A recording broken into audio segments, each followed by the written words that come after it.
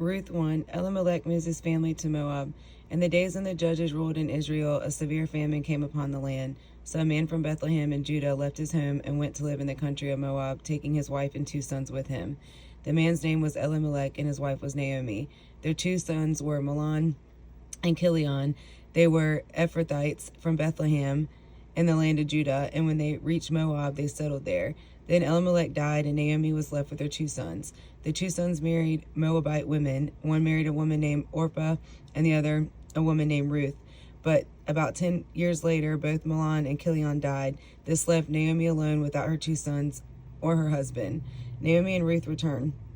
Then Naomi heard in Moab that the Lord had blessed his people in Judah by giving them good crops again. So Naomi and her daughters-in-law got ready to leave Moab to return to her homeland. With her 2 daughters-in-law, she set out from the place where she had been living, and they took the road that would lead them back to Judah. But on the way, Naomi said to her 2 daughters-in-law, "Go back to your mother's homes, and may the Lord reward you for kindness to your husbands and to me. May the Lord bless you with the security of another marriage." Then she kissed them goodbye, and they all broke down and wept.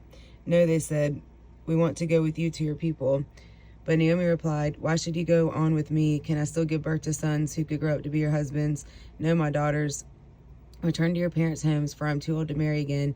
And even if it were possible, and I were to get married tonight and bear sons, then what? Would you wait for them to grow up and refuse to marry someone else?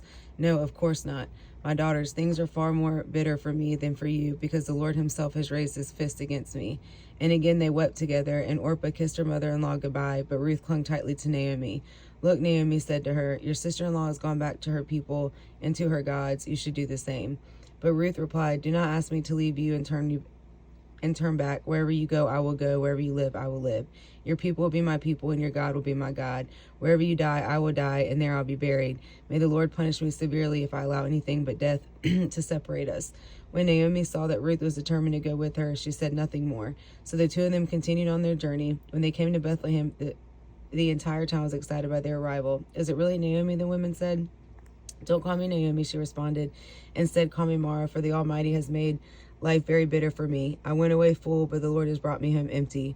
Why call me Naomi when the Lord has caused me to suffer, and the Almighty has sent tragedy upon me?" So Naomi returned from Moab, accompanied by her daughter-in-law Ruth, the young Moabite woman. They arrived in Bethlehem in late spring at the beginning of the barley harvest.